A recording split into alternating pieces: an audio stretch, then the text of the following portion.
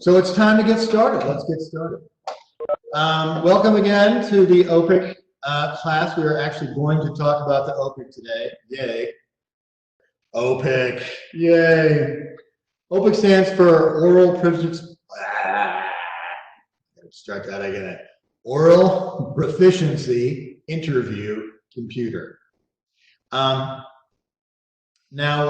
why do you have to take the OPIc test?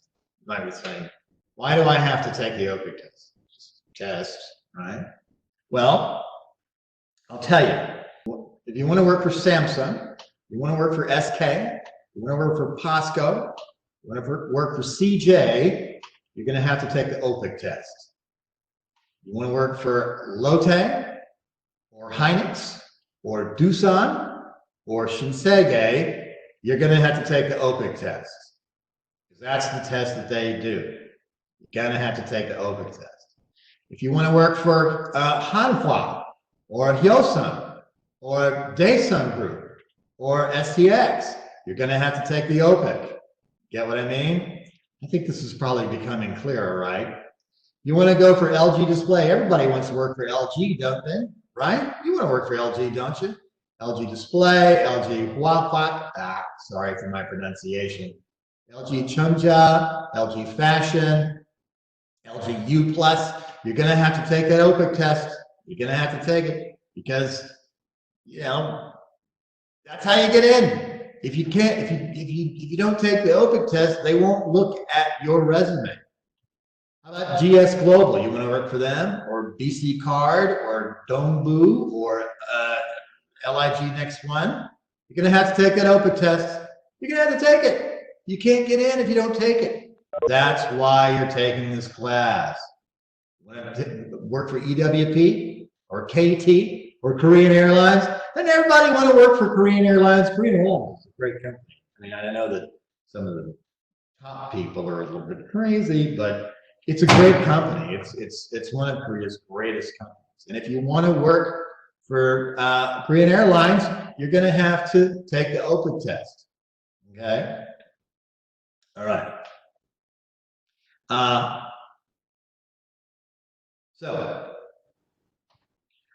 Here's some general information. The OPIc test is made and supported by the ACTFL, which is the American Council of Teaching of Foreign Languages, and the ILR, which stands for the International Language Roundtable. They are the people that put out the test. They are the people that grade the test. Okay. The OPIc measures what communication tasks can a person do in the language. This is really important because they really want you to be able to show them that you can do something. What can you do in the language? That's what they want to do. And that's why they have things like role plays, and they have things like stories, right? Because you have to be able to tell some stories, and you have to be able to do some role plays, because that shows them what you can do in a language. All right. The OPIc will ask you to describe specific places, peoples, and objects. Describes what you do for a job or an activity. Explain your experience and what you've done.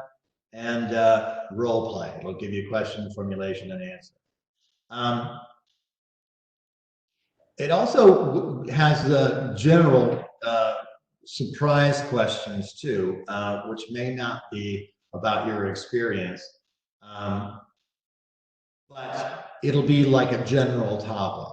And we're going to talk about that a lot, but right now, don't worry about it. That's something else that they do. The test costs 78,000 won. It takes 5 days to get a score. The test is given every day. You can register at http://opic.or.kr, and the test is good for 2 years. So the test is good for 2 years. So if you are a freshman, this is your first year at university, or your second year at university, I'm glad you're in this course very much. Welcome. you must understand that if you take the OPIc test as a sophomore, it's going to expire because the OPIc test is only good for 2 years. So I encourage you to take this class, of course, but you're going to need to remember what we study so that when you get ready to take the OPIc test, you'll be ready for it. Now, for those of you who are juniors and seniors, this is a good time for you to take the OPIc test. And I'll tell you why. You're going to need to take the OPIc test before you can apply for certain jobs. Like Samsung won't take an application from you unless you can show them that you have taken the OPIc test. That's required. If you don't do that, then they won't let you do it. Okay. All right. Now this is kind of a funny looking slide here. I'm going to play this. This is a video. If it doesn't work, because I'll probably be able to see it, but you might not. So if it doesn't work, let me know. Okay.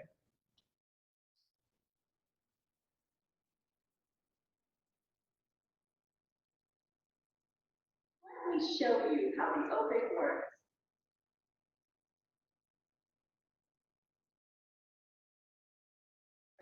You log into the Apple assessment system with your unique login and password.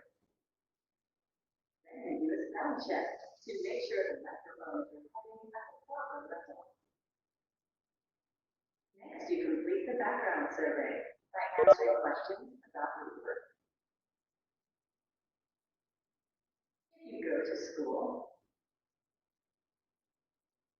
where you live,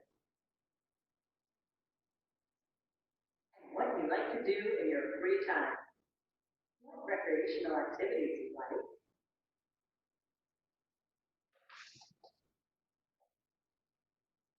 interests you enjoy,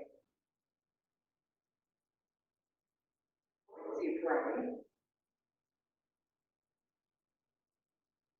and what types of vacations or trips you take. Responses to the survey are used to determine the possible topics that can be asked. Next is the self-assessment.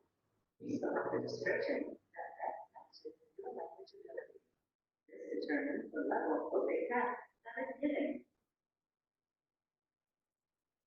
You then move through a series of instruction screens and practice using the control buttons. And then the test begins.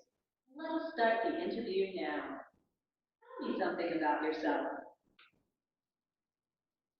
You respond to the question showing your language ability at its best. When we're done, on to the next question. You continue through the questions in your OPIc test. Okay, so what we saw here,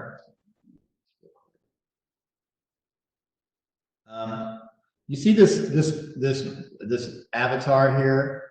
This avatar right here is the person who is going to be asking you the questions.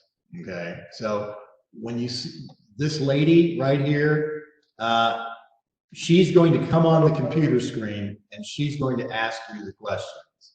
All right, so you'll be having a conversation with her. She'll ask you a question and you'll answer the question. Okay.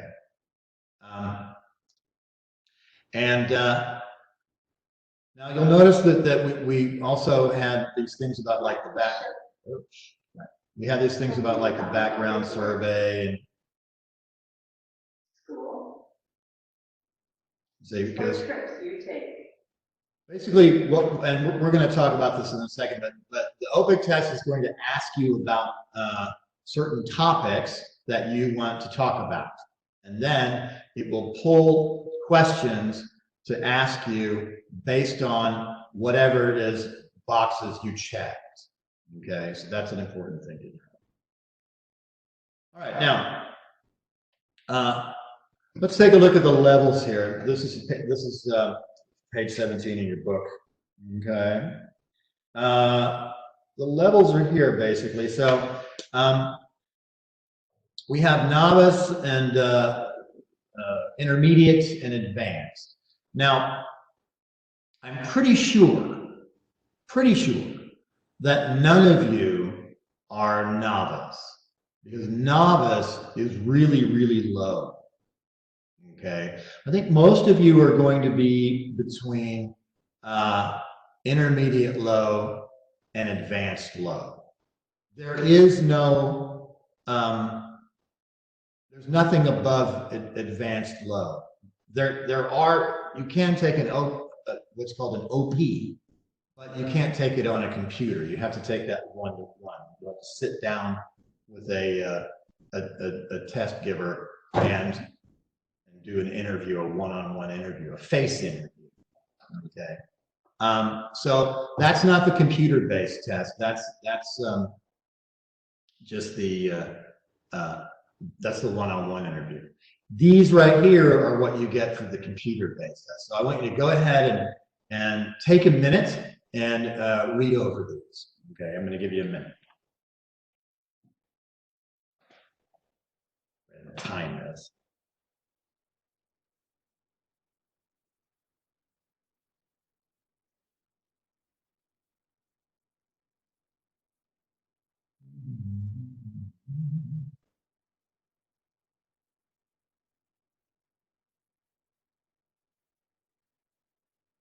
See, I've got my stopwatch on here. Giving you 2 minutes to read over that.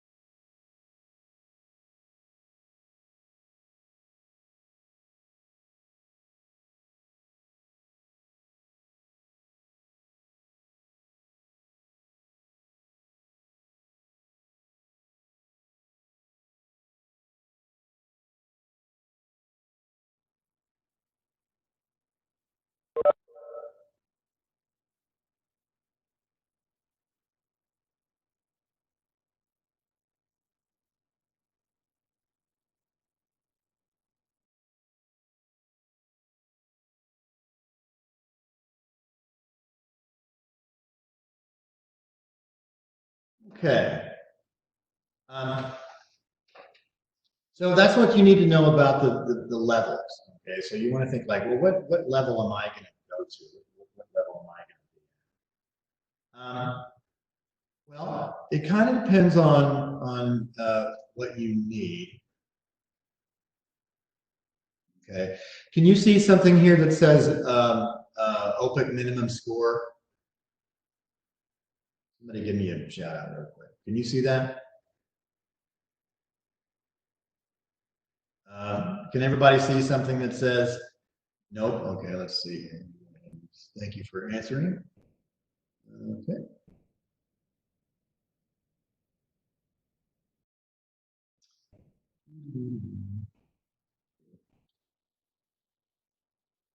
Okay. Here's an example of some of what you call minimum scores for the application process. Okay, and because different companies are asking for different scores, right? So if you have like GS Global, they're looking for the IM, intermediate, middle. What's that? BC card is IM2. So we've got different scores here, right? Go down here. We have these two. Like if you want to go down to like Samsung, Chunja, right? You've got these different categories here, and then you just got different scores. So you'll see that most of them are not asking for AL, right? They're not asking for advanced low, right? And they're not really even asking for intermediate high, right? So that's good, right? Like if you're going to be doing like you want to come to this company, you know, all you have to do is do something like a novice high, something like that, which is pretty okay. You're not going to have a lot of problem with that. Novice high, right? So really, the thing is what they want you to do is they want you to be able to prove that you can do it and that you can get to a certain level, right? So that's what the scores actually do.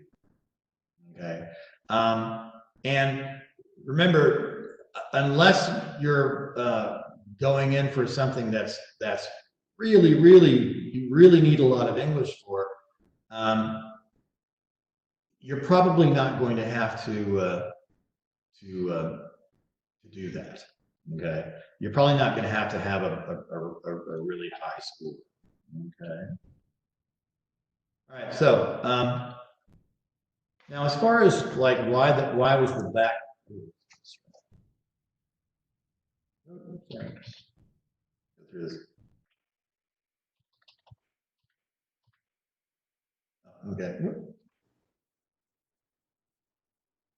All right, so background survey. The background survey, as you saw on the little video, is just these boxes that you've got to check. If you go to your book, you can see that there's a lot of topics that you can check, right? And what is that you're gonna, when you get ready to do this, you're gonna have the choice to check these topics, and what they're going to do is they're going to ask you questions about the topics that you pick. You see? So I think I said last time, if you pick, let's say, music and movies and sports, well, they'll ask you questions about movies and music and sports.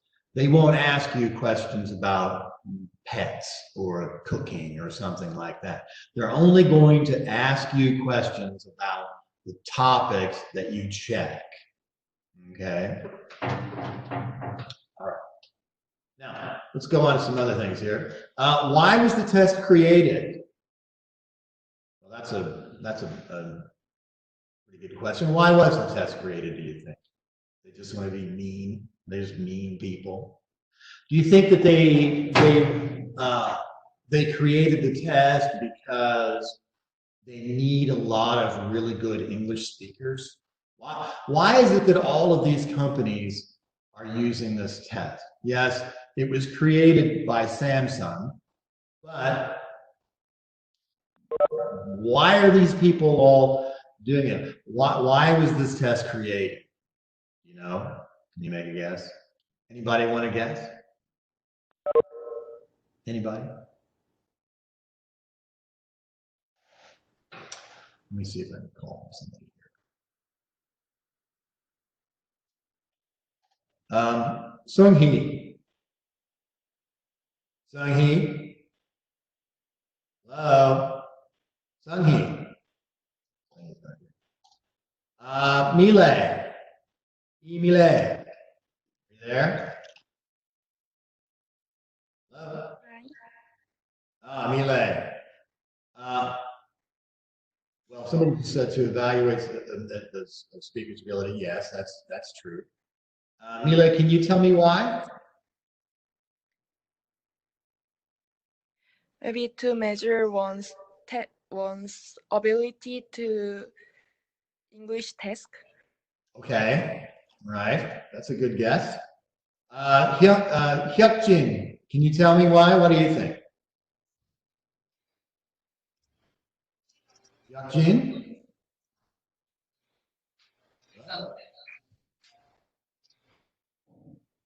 How about Duong? Dinban Tuong. Hello?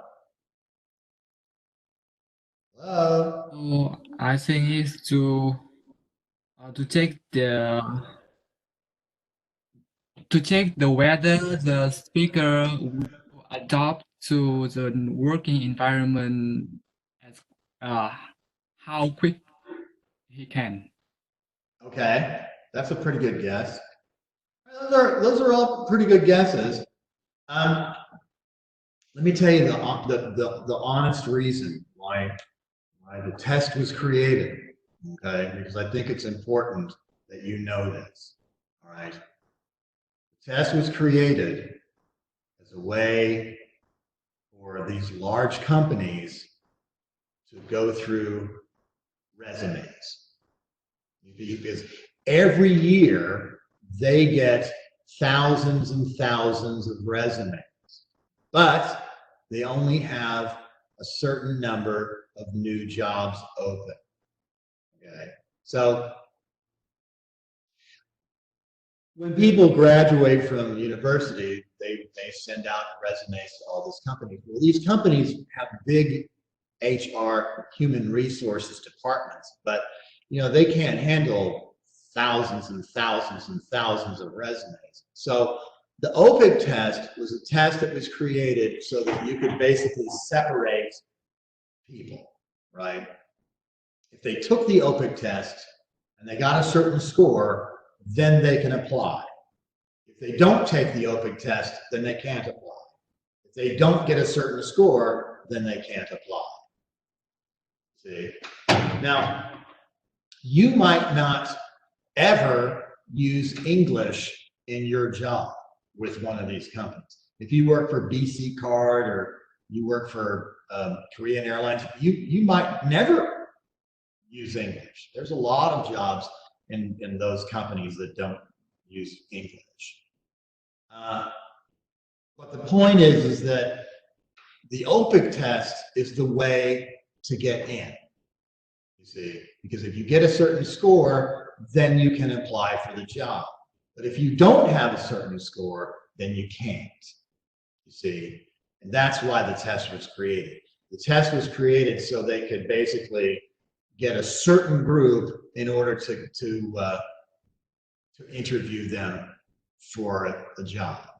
See what I mean? Because if you don't have it, then you can't. And that's a way of bringing down the number of applicants.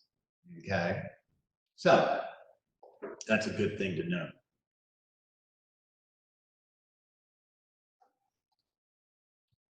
Okay, now here's a question. When answering questions, should you worry about the truth? Should you worry about the truth? Let's see here. How about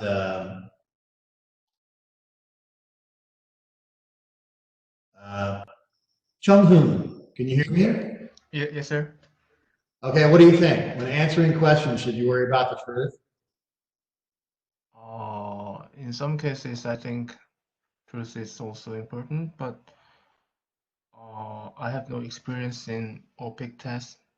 So in my opinion, if the person, like students, is answering in perfect grammar or vocabulary, so I think it's okay. It doesn't matter. Did you take the OPIc test before? Well, the answer to this question is that you shouldn't worry about the truth. Okay, and the reason why you shouldn't worry about the truth is because you want to be able to tell a story if they're asking a story, or do a role play if they're asking for a role player, or just give a description if they're giving a description in the easiest way and the clearest way possible.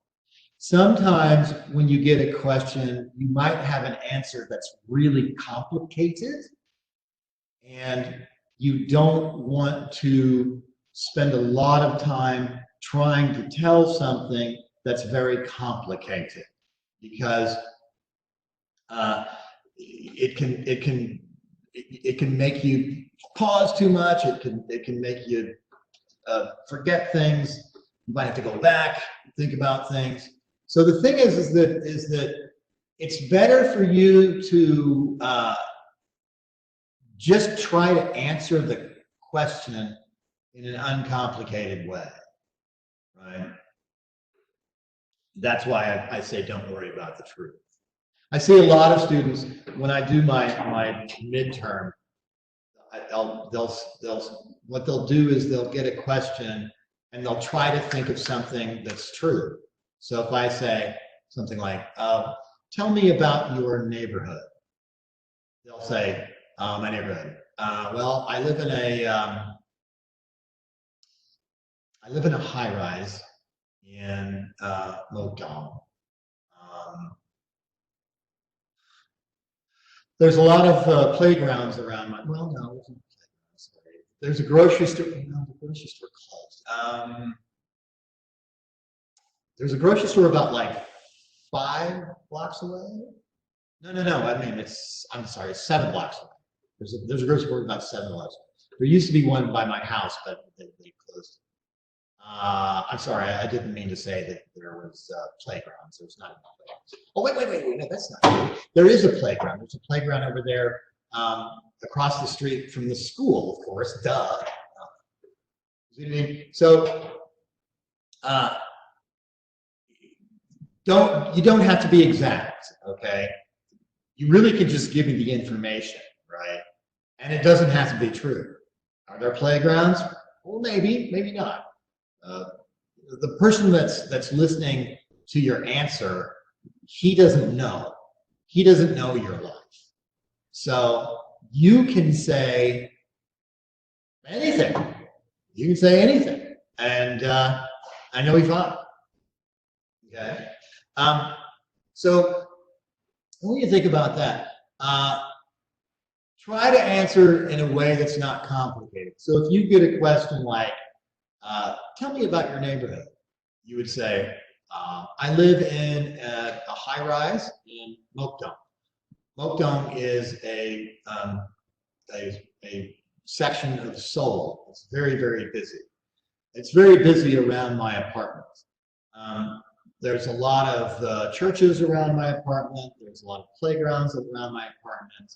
There's a grocery store that's about 3 blocks away. And unfortunately, I'm not close to a train, but there's a lot of buses around where I live. See? Now, I don't know what Mokdong is like. I'm not describing where I live. I'm just making things up, right? Because you're asking me a question, I'm giving you an answer, and the answer is very clear. And that's what you want. It doesn't have to be true, it needs to be clear. Because remember, it's all about what you can do in a language. You're going to hear me say that a lot.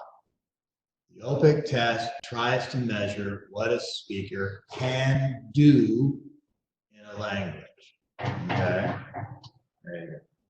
Now, so you got basically these people, right? And they live in the States, right? And they're an OPIc rater. An OPIc rater is a guy who's listening to your answers at home on his computer. See? Somebody like this, right? This is probably who you think of when you think of an OPIc rater, right? Somebody who's sitting around in his pajamas, He's drinking his cup of coffee. He's listening to your answers. He's making some notes, right? Somebody who's kind of a slob, right? Somebody's going to sloppy, right? Well, you might be surprised because since this is done on a computer, there's OPIc raters all over the world. In fact, I'm an OPIc rater. I became an OPIc rater recently so I could teach the OPIc class better. So, you know, I know all about rating the OPIc test, okay? So, it's possible that someday when you take the OPIc test that I might be the person who is rating you, but probably not though, because they have the OPIc test is done for people all over the world, not just Korea. So, but yeah, I'm an OPIc rater. So, it's important to know that you're not being rated by a computer, though, right? You're being rated by a person, and the person has a criteria to listen for the answers. So if you hit a certain level, then that's what your score is, right? So because they assume that you're going to go as high as you can, so they ask you a question. And if you can answer the question with everything that they're looking for, then you get the high score. See, but a lot of it really is about answering the question, simply answering the question with complete sentences, and forming your ideas. Okay? That's the thing. You got to be able to do that and formulate your ideas. So you, that's why I say like most of the time you're going to get, especially for you, because you've been studying for a long time, your English is good. It's good. You're fluent in English actually, right?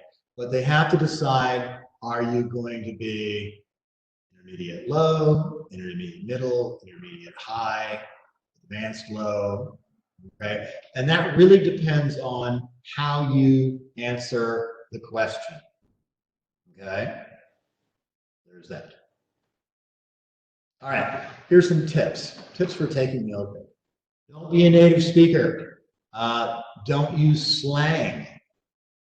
It's not important to be fluent, just proficient. You don't have to use perfect pronunciation.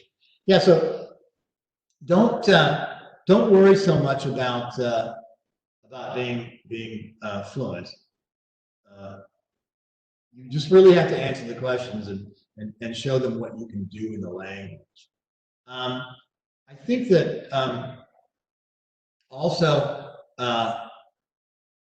it's really important that you don't use slang. And the reason why is because slang has a tendency to make you sound like your street, you know. I don't think you want to necessarily do that. Also, too, slang is a little funny because often people use slang in the wrong way. Okay, so you don't want to do that. You don't want to use slang in the wrong way. You want to if you do use slang, you want to use it in the right way. But very often people use it in the wrong way, and it sounds strange. So don't do that. What they're looking for is accuracy and complete sentences, right? And you have to be able to answer the question. This is really important here because you'd be surprised about how many people don't answer the question. When they're asked something, they think that I guess they think that it's very casual. The conversation is very casual, but you have to answer the question. And if you don't answer the question, then you've got a problem. See what I mean? So you have to answer that question. All right. check the topics. Now remember that you're going to have a list of the topics that you can check before you go in. So make sure that you practice those topics. Okay. They keep changing the tests. About 5 years ago, there were 16 subjects that you could take. Right. So you could pick 16 possible topics, and then they changed it to 12. Right. But then they changed it to 16 again. So I'm not sure what it is now. The last time I heard it was 16, but they go back and forth. So be aware of that. The main idea is that what you have to do is know your topics and practice your topics. Okay, that's the main thing. Okay. Practice sentences using relative pronouns. The who, whom, whose, which, and that. Here's one that's a good one. Record your voice every day. If you're not used to talking to a computer, then you should record your voice because it's a little funny, right, to do. And it's very strange to do it when you first get started because you're looking at this little avatar and the avatar is speaking to you and you're not really having a conversation, but then you have to record and then talk, you see, and that can be a little bit what's called unsettling. It's not frightening, but it's just like you just don't feel good about it. So if you record your voice when you're doing it and you get used to doing it, you'll find that it's a lot easier.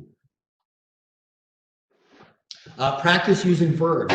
This is one you hear a lot of people using the wrong verbs, and they're looking for accuracy. So when they're using the wrong verbs, then your score can go down. So I would say just practice the verbs as much as you can.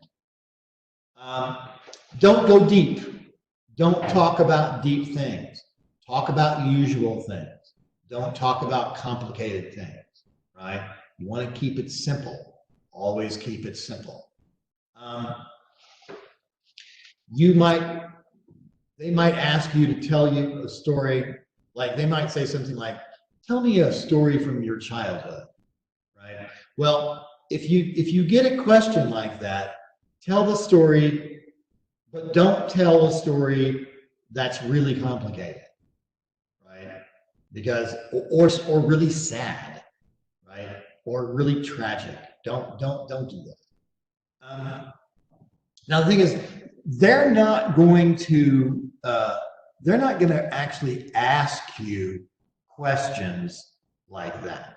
They're not going to ask you, oh, tell me about a tragic story from your childhood. They're not going to say that because they don't want you to go down that road. They don't want you to start thinking about negative, bad things, because if you start thinking about negative, bad things, then you'll get distracted and you can't do the test.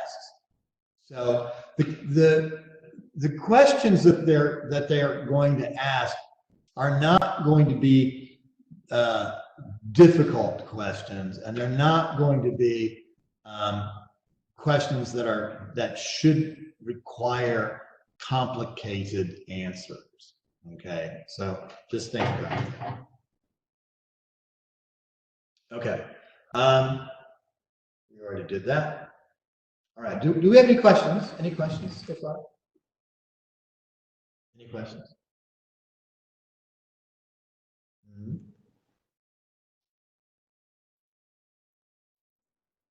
You can't go now, it's too early. Is anybody having trouble finding the book? Anybody having trouble finding the book? Did anybody look for the book? Does everybody have the book? Everybody got the book? Does everybody have the book? Yes, yes, yes. Good.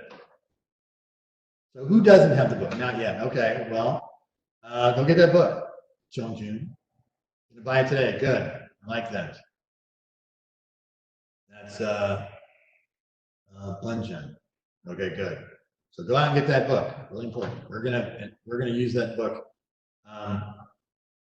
very quickly. Okay.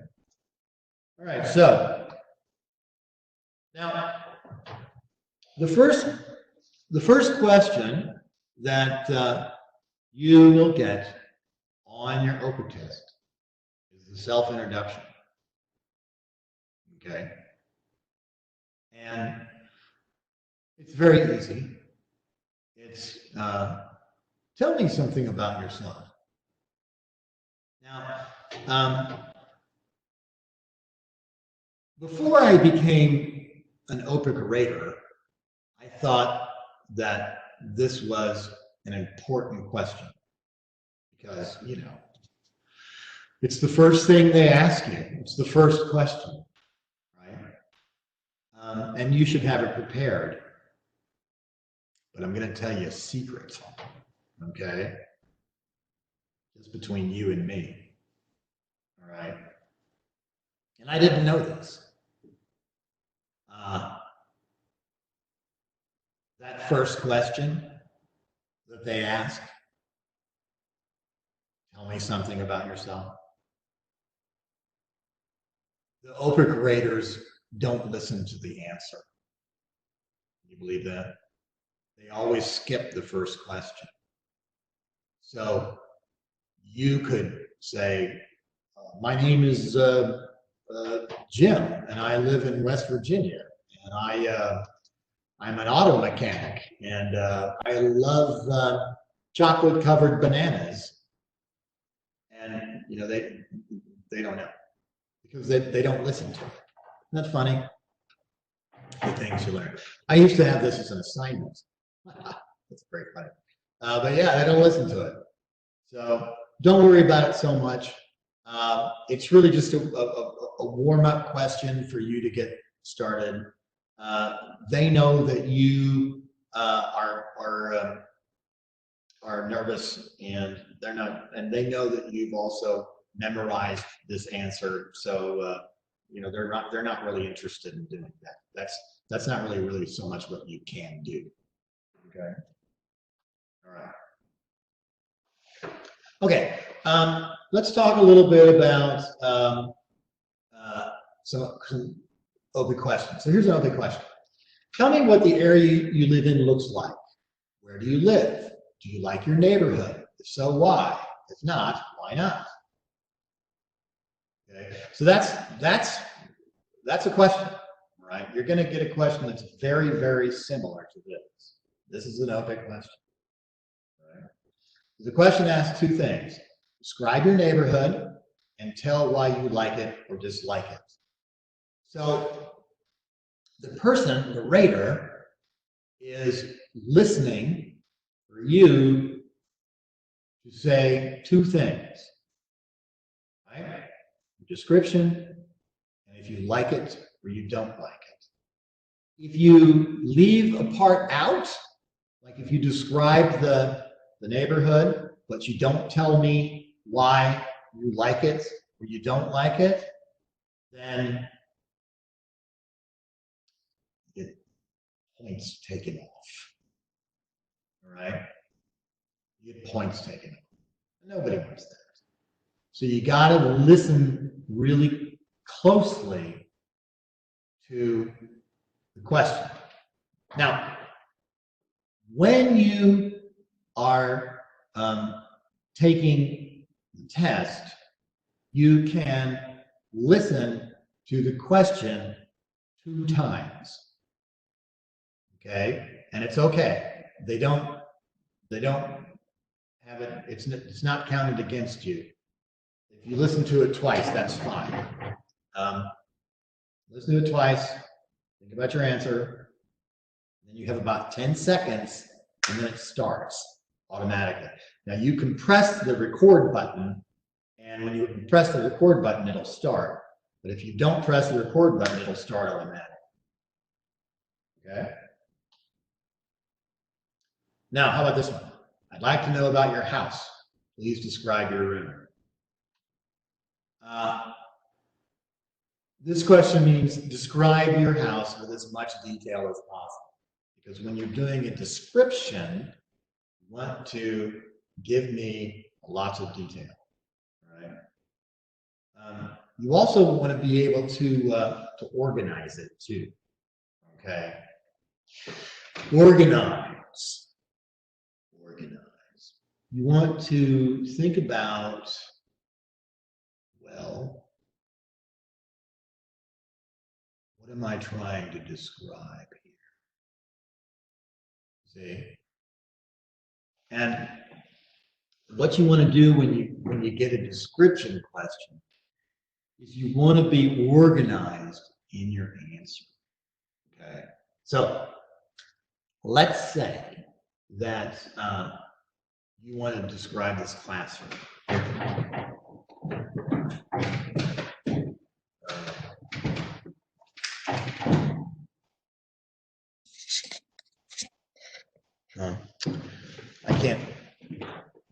I can't remove the camera, but basically, if you're going to describe the classroom, what you would do is you would put yourself in a place in the classroom. You would start on one side and you would go around until you finish. Okay, so you would say something like this. I'd like to know about your, let's say your classroom. I'd like to know about your classroom. And you'd say, okay, my classroom, you walk in the door and there's about 50 desks in front of you. The desks are all in rows. The desks are blue and they're made of blue plastic and they're very, very uncomfortable. The back wall is 2 red curtains. There's a picture of Buddha in the center. On the front is a whiteboard with some markers, and there's a computer stand and a podium. So you've got a podium and you've got a computer up there, and then on the ceiling you have a projector. See, and then it takes me all around the room. You see, and I don't miss anything. Okay, I don't have a whiteboard. But you know something? Oh, for grader, he didn't know. Okay. The idea, though, is what you want to do is you want to describe as much as possible. Now, this one says it says I'd like to know about your house. Describe your room. This is 2 things. So you're talking about your house and you're talking about your room. Okay. How about this one? You've told me a lot about where you live. Now ask me 3 or 4 questions to find out about where I live. All right. Now, this question here is a role play. Okay. Now, we'll talk about role plays pretty soon. But essentially, this question is trying to find out, again, what you can do in a language. Okay, that's what it's trying to find out. What can you do in a language? What can you do? And there's a certain way that you should answer this question. All right. If you're prepared, which you're doing now because you're taking this class, if you're prepared, it's not difficult. But if you're not prepared, then it can become difficult. I'm going to show you the bad way first. So here's the question. You've told me a lot about where you live. Now ask me 3 or 4 questions to find out about where. Okay. Where do you live? Like it?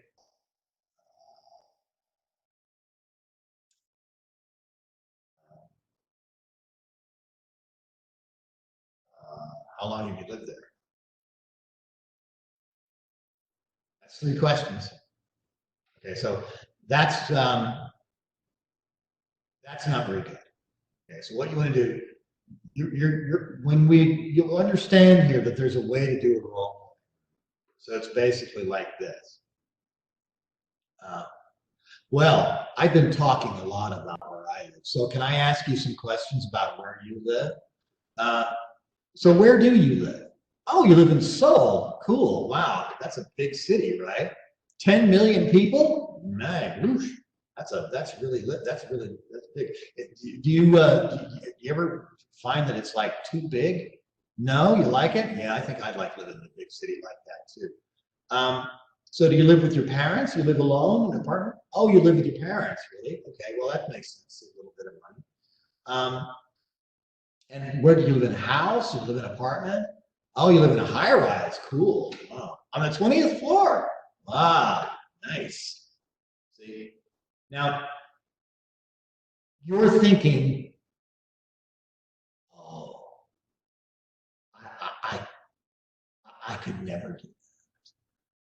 I could never answer a question. I just can't. But trust me, you can. You can. You can, and you will. All right. It just takes a little bit of practice. Right. It takes some getting used to. It takes a little bit of practice. You gotta practice, but you'll be fine. Trust me. All right. Yeah. So that's what you have to imagine yourself in a conversation, and you have to imagine yourself getting answers. Okay. All right. Let's find out time here. About 15 minutes left. Okay, so what I want you to think about now is I want you to think about how you are going to structure your answers. Okay, you're going to structure your answers. And basically, it's like this: when you get a question, you got to think about what the question is, and then when you give the answer, you want to put the answer in paragraph form. Okay, so you'll notice here that what we have is we've got the introduction, body, and a conclusion, if necessary. So your introduction basically is going to be your topic sentence, okay? Topic sentence, and the body then is with your supporting sentences, all right? So if I was to say something like, tell me about your neighborhood, and you would say something, oh, here it is.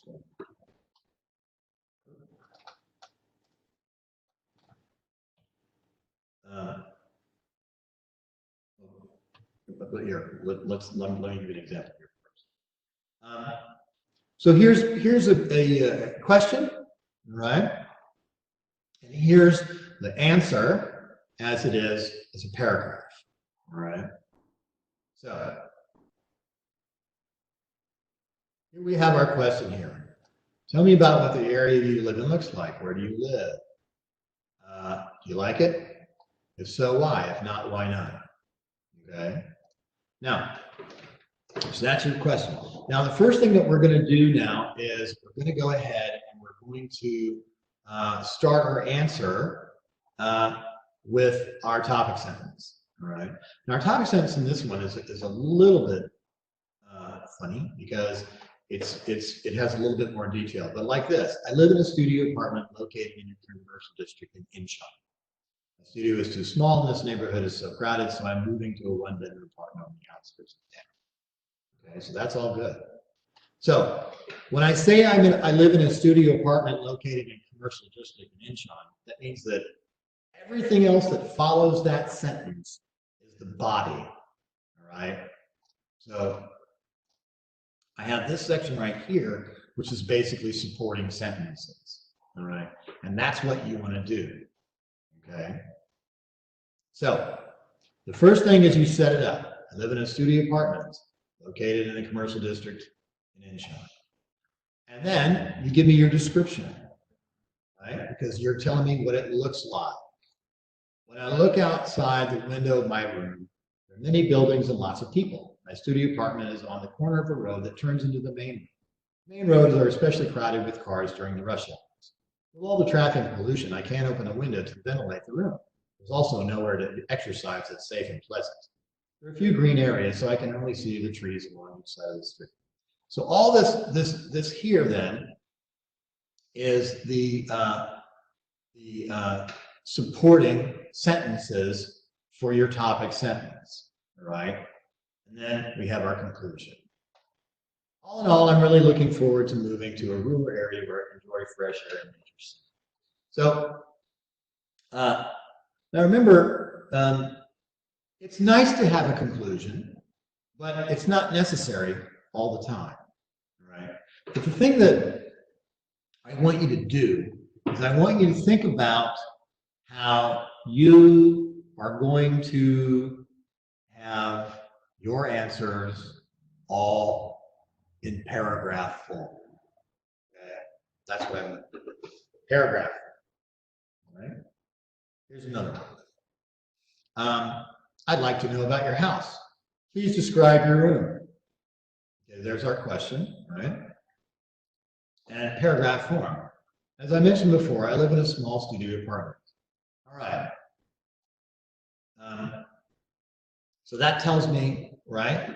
Tells me up front what I'm about to talk about. So I've got a nice topic sentence there, right? And then I follow that with my body paragraph, which gives me supporting sentences about my studio apartment. It only has one room furnished with new appliances. When you enter the room, you can see the whole room at a glance. There's a small white shoe shelf. I have signal going around the room like this.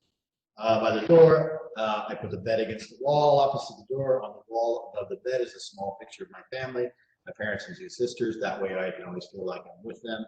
Next to the bed is a desk and a computer on it, and a bookcase. There's also a sink in the bathroom next to my closet. The room is small, but it has everything I need. Okay, and then our conclusion. If I liked my neighborhood better, I would definitely stay. Okay? Paragraph. Topic sentence, body sentences, supporting sentences, and concluding sentence. Okay? Here's another one. Oh, now here's one where this is a role play. So let's take a look. And like I said, we'll do this again, but I just want to show this. You told me a lot about where you lived and asked me 3 or 4 questions to find out about where. Okay, so we have our topic sentence here, our introductory sentence here. Hey, I heard you live in an apartment in downtown Seoul. I'm planning to move to Seoul next year, so would you mind answering a few questions about where you're living at the moment? Okay, so that's our setup, right? Now I'm going to go ahead and give and put in the supporting sentences. What district are you living in? Dongguk or Dongguk? Well, you're living in an apartment in Gangsu-gu. I'm considering moving to an apartment. Is the area well kept in regard to landscaping and overall cleanliness? Are there many stores located near your apartment? Is there a subway station close by? I think it'd be helpful if you tell me some advantages and disadvantages about where you live. Okay. So we got our supporting sentences here, and then we've got our concluding sentence here. All right.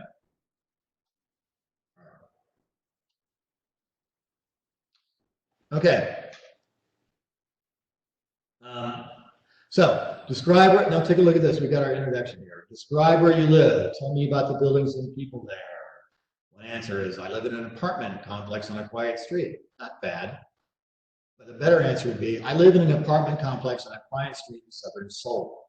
Right? Detail. Okay, so that's your intro. So you want remember that the intro is your topic sentence to this paragraph. Okay. Communicated in the survey that you're a student. Describe your school's campus. What do the buildings and classrooms look like? I go to Dongguk University. Dongguk is actually on top of a very steep hill. I go to Dongguk University. Let me tell you about my university. Please tell me about your first visit to your school. What was it like? I'd like to know what the school looks like. I first visited my school before the entrance ceremony last February. Now, one of the things that I encourage you to do. Okay, this is helpful too. I want you to think about the way that you can connect the question with the topic sentence. Let me show you how. Okay. Look at this. Please tell me about your first visit to the school. First visit. Okay. And what is it I'd like to know when your school looks like? I first visited my school.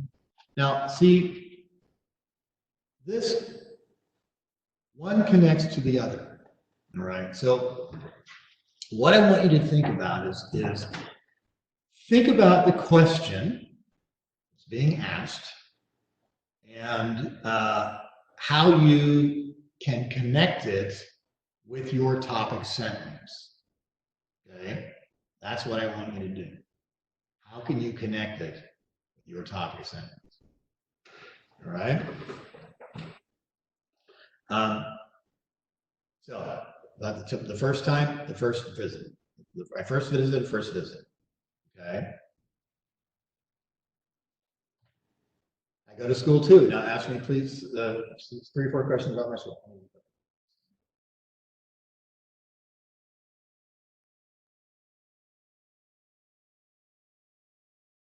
Okay.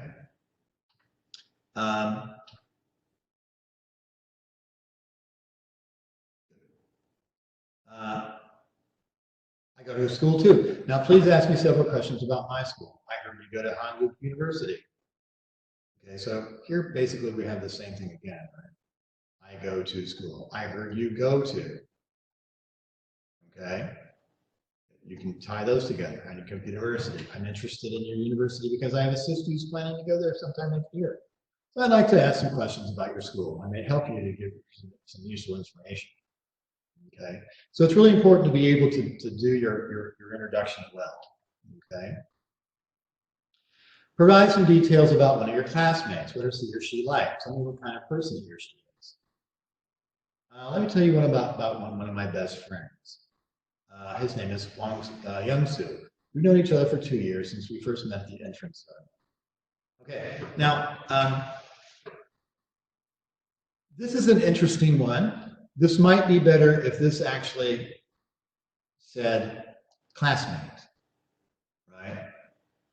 As in, let me tell you about one of my classmates. Please provide some details about one of your classmates. Let me tell you something about one of my classmates. Okay.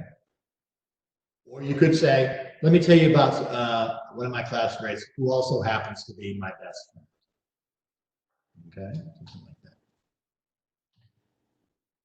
What type of activities do you participate in with classmates when classes are over? Please tell me about as many details as you can. Now, this is one of those kind of questions that's a little strange because, you know, Korean students, they don't really participate in activities with classmates when school is over, right? I mean, they go study or they go home or something like that, but they usually don't participate with their classmates. So this would be one of those kind of questions where you just have to make something up. Okay. But we have our tie-in here. Right? When classes are over, right? Classes are over. So I want you to think about, like, when you hear a question, how do you tie the question to the introduction? Because that's important, right? It also lets you have a good basis or good ground for your topic sentence. So you have a nice strong topic sentence, and then your supporting sentences can follow. All right.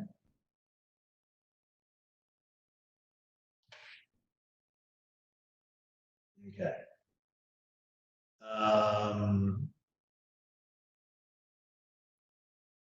I'd like to give you, let's do this one more. Let's do this one last one and then I'll let you go. I'd like to give you a situation to ask you to role play it. Yeah, this is a role play question. You're interested in taking a certain course in school this semester. Call the professor and ask them 3 or 4 questions about the course. All right, now you just have to set this up. Hi, this is Park Kyung Mi, majoring in English literature. I'm a 3rd-year student who's taking your class, 19th century English literature, this semester.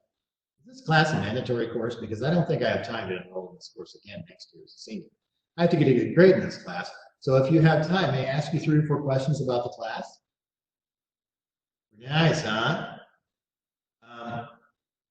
Role plays are like that. Your role play introduction is going to be a little bit longer. All right. Okay. Those are practices. And that's for another time. All right. So basically, what I want you to take about this is that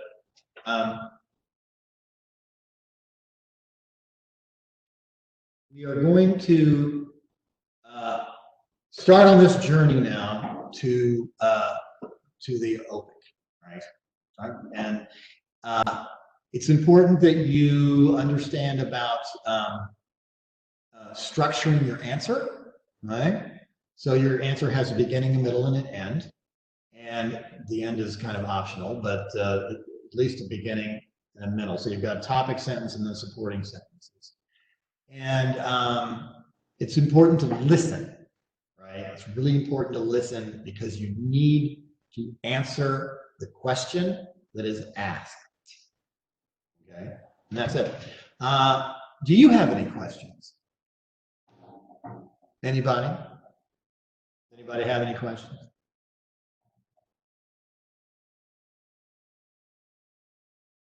No? All right. Well, then I guess we can go ahead and then stop for today.